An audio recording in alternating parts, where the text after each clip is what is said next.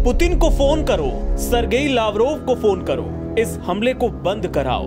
आपने मेरे लोगों के ऊपर जो हमला किया है उसका नतीजा भुगतना पड़ेगा। मिस्टर एम्बेसडर वॉर क्राइम के गुनहगारों की जगह नरक में है।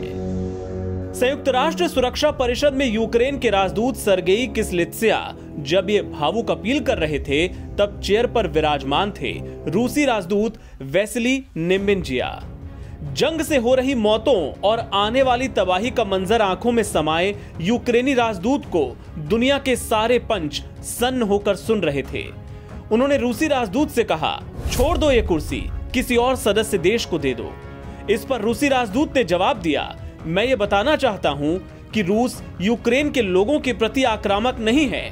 रूस कीव में बैठे जुंटा के खिलाफ कार्रवाई कर रहा है। जब हजारों किलोमीटर दूर यूएन की पंचायत लगी थी तब डोनबास और कीव पर रूसी मिसाइलें कहर बरपा रही थी। यूक्रेन के रूस पर हमले में अब तक 150 से ज्यादा लोगों के मारे जाने की खबर है। यूक्रेन के विदेश मंत्री दिमित्री कुलेबा दावा कर रहे हैं कि कोरोना वायरस से जूझ रहे उनके देश के अस्पतालों पर भी रूस ने हमले किए हैं। संयुक्त राष्ट्र और सुरक्षा परिषद की बेबसी पहली बार नहीं दिखी है। ये उन्हीं ताकतवर देशों की कठपुतलियां हैं जो अपने हिसाब से दुनिया के सामरिक समीकरण तय करना चाहती हैं। कब किस देश को नरसंहार के हथियार बनाने का दोषी बताना है और किस पर अलकायदा का पनाहगार बताकर हमला कर देना है। अमेरिका इसी सुरक्षा परिषद से मनचाही मंजूरी पा चुका है। आपको बता दें कि रूस के पास भी वीटो पावर है। ऐसे में यूक्रेन संकट पर आलोचना के सिवा बचता क्या है? प्रतिबंधों की एक लिस्ट तो हमलों के पहले ही तैयार कर ली गई थी। क्या ये व्लादिमीर पुतिन को रोक पाया? यूएन का विस्तार और सुरक्षा परिषद के स्थायी सदस्यों की संख्या जब तक बदली नहीं जाती तब तक इसी तरह की बेबसी दिखाई देती रहेगी।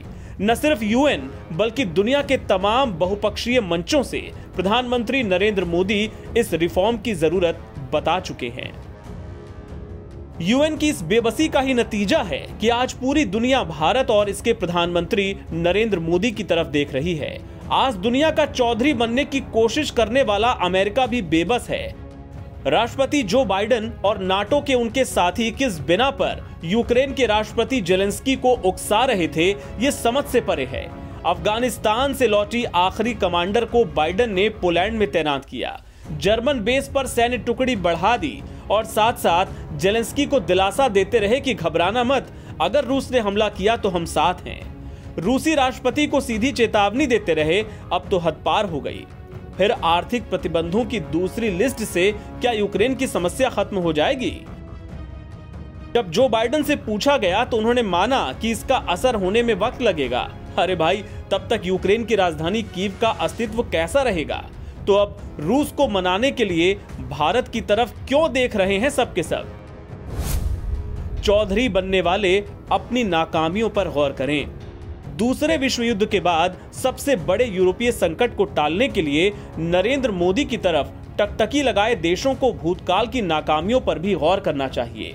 नाटो का विस्तार और रूस को घेरने की कोशिशों में पूरे इलाके को मिलिट्री जोन जैसे बनाने की कवायद का विरोध तो होगा ही। भारत ने हमेशा अपनी विदेश नीति में सैनिक आक्रामकता का विरोध किया है। मोदी के प्रधानमंत्री बनने के बाद एक बदलाव भी आया है। अगर राष्ट्रीय सुरक्षा पर आंच आई तो घुस के मारेंगे, चाहे पाकिस्तान हो या चीन। अब इस नजरिए से भी व्लादिमीर पुतिन के फैसले को देखिए। हो सकता है पुतिन और मोदी में समानता दिखाई दे। हो सकता है कि इसी से संदेश गया हो कि पुतिन को मोदी मना लेंगे। भारत फिलहाल तटस्थ है। ये तो जो बाइडेन की प्रेस कॉन्फ्रेंस से भी पता चल गया। उनसे जब पूछा गया कि भारत खुलकर रूस का विरोध नहीं कर रहा तो उन्होंने कहा, हम बात कर रहे हैं, आज भी बात हुई है, लेकिन ये अनसेटल्ड यानी अनसुलझा है। साथ ही जॉर्ज बुश की तरह उन्होंने ये भी जोड़ दिया कि जो भी रूस के साथ है उस पर दाग लगेगा। लेकिन ये बात अनर्गल है। हर देश अपनी चिंताओं के साथ विदेश नीति अपनाता है। बीती रात प्रधानमंत्री नरेंद्र मोदी ने फोन पर पुतिन से अपील की है कि मामले को बातचीत से हल कर लिया जाए। अब इसके आगे भारत क्या कर सकता है, इस पर मंथन जारी है। एनबीटी ऑनलाइन के लिए आलोक कुमार की रिपोर्ट।